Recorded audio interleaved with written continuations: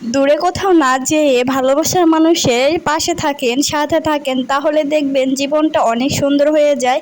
Hello everyone, আসসালামু আলাইকুম। সবাই কেমন আছেন? আশা করি সবাই ভালো আছেন। চলে আসলাম নতুন একটা ডেইলি ব্লগ নিয়ে। আশা করি আপনাদের আজকের ভিডিওটা খুবই ভালো লাগবে। আর ভালো লাগলে অবশ্যই লাইক, কমেন্ট, শেয়ার করতে একদমই ভুলবেন না।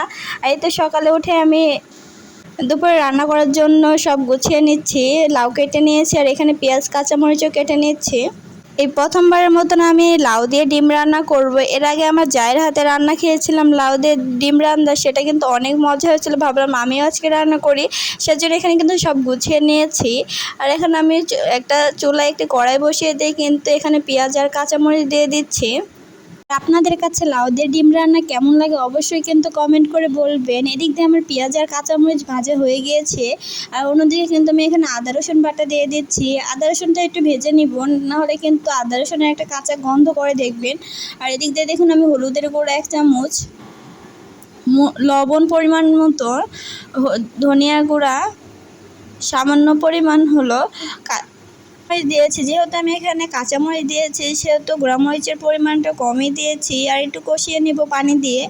দেখুন আমি মশলাটা কষানো হয়ে গিয়েছে। এখন কিন্তু লাউ কিন্তু দিয়ে দিচ্ছি এখন আমি এই পর্যায়ে।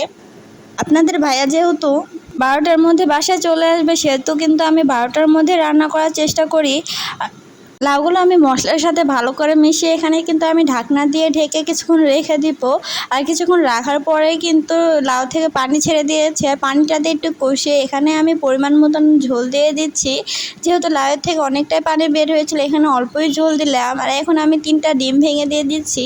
একটু ভেঙেই রান্না করব, কারণ ভেঙে রান্না করলে মজা লাগবে। আর ডিম 3টা কিন্তু আমি দিয়ে দিয়েছি। তো ভেঙে দিয়ে কিছুক্ষণ রান্না করলেই কিন্তু রান্নাটা হয়ে যাবে। আর আজকের রান্নাটা কিন্তু অনেকটা মজা হয়েছিল। আপনারা চাইলে কিন্তু বাসায় রান্না করে খেতে পারেন। দেখুন কালারটা কি সুন্দর এসেছে। আর অন্যদিকে চুলায় দুধ বসিয়ে দিয়ে